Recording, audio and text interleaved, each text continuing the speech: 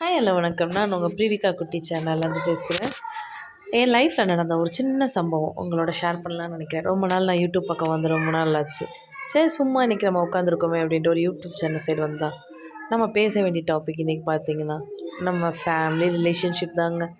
நான் சொல்கிற ரிலேஷன்ஷிப் நிறையா இருக்குது. லவ்வர்ஸும் சொல்லலாம், ஃப்ரெண்ட்ஸும் சொல்லலாம். நான் அந்த ரிலேஷன்ஷிப் சொல்லலை, சொந்தக்காரங்களே சொல்கிறேன். இப்போது நார்மலாக நம்ம என்ன பண்ணுவோம், ஒரு லைஃப்பில் ஒரு பொண்ணோ பையனோ, அப்பா அம்மா நம்ம எல்லோரும் ஒரு அப்பா அம்மா வந்து என்ன பண்ணுவாங்க, ஒரு குழந்தை பெற்று வளர்த்து அவங்களுக்குன்னு ஒரு கல்யாணம், அந்த பையன் படிக்க வச்சு அவன் அந்த பிள்ளையோ பையனையோ அவங்களுக்கு பிடிச்ச விஷயத்தில் இப்போ டாக்டரோ இன்ஜினியரோ இல்லை கவர்மெண்ட் எக்ஸாமுக்கோ படிக்க வச்சு அந்த பிள்ளைய கஷ்டப்பட்டு அவங்க அப்பா அம்மா அனுப்புகிறாங்கன்னு வச்சுக்கோங்க. அந்த பிள்ளைங்களும் போய் செட்டில் ஆயிடுச்சுங்க. அந்த குடும்பத்தில் அவ்வளோ தூரம் அவங்க பட்ட கஷ்டம்லாம் அவங்களுக்கு கண்ணுக்கு தெரியாது. கஷ்டப்படுறப்பெல்லாம் நீங்கள் ஏன் இப்படி இருக்கீங்க, நீங்கள் ஏன் இவ்வளோ கடனில் இருக்கீங்க, ஏன் இவ்வளோ கஷ்டப்படுறீங்கன்னு சொந்தக்காரன் கேட்பான். ஆனால் ஒருத்தனும் உதவ மாட்டான். இருப்பா, நீ இவ்வளோ சோத்துக்கே வழி இல்லாமல் இருக்க, நான் ஒரு பக்கம் உனக்கு ஒரு சோத்துக்கு காசு வரேன். அது கூட தரமாட்டான். அவன்கிட்ட நம்ம நிற்க போகிறதும் கிடையாது, அவன் நம்மளுக்கு தர போகிறதும் கிடையாது. நம்மளும் முன்னேறி வந்துட்டுருப்போங்க.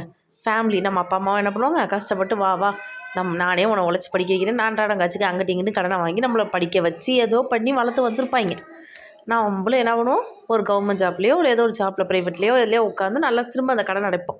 அடைச்சி நம்மளுக்குன்னு ஒரு கல்யாணம் குட்டின்னு வைக்கிறப்ப அப்போ போடுற நகையை பார்த்து இப்பட்றா இவன் இவ்வளோ கடன் இருந்துச்சு, திடீர்னு இப்படியெல்லாம் செட்டில் ஆகிறாங்க, நம்மளுக்கும் ஆக முடியலேன்னு இவங்க வயிற்றுச்சு போடுவாங்கங்க.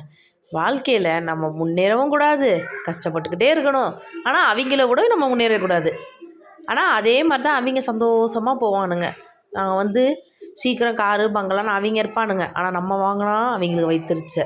இதே நம்ம ஒன்றும் இல்லைங்க, ஒரு சின்ன ஏசிங்க, ஒரு வீட்டில் ஒரு 40,000 ஒரு ஏசியை வாங்கி மாட்டிவிட்டேன்.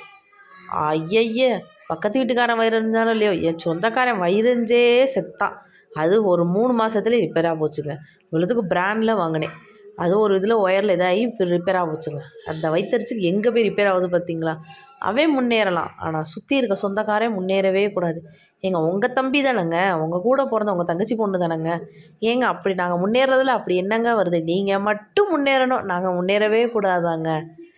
எவனையும் நம்பக்கூடாது. சொந்தக்காரனை நாயே நம்பாதீங்க. தன் கையே தனக்கு உதவி. தயவு செய்து சொல்கிறேன், படிங்க. படித்து நம்மளே முன்னேறி வரலாம். இல்லையா, உழைக்கிறியா, உழைச்சி முன்னேறி வா. ஆனால் எவன்ட்டி கையில் காசே இல்லைனாலும் பரவாயில்ல, ஒரு சொந்தக்காரன்ட்ட போய் பிச்சை எடுக்கக்கூடாது.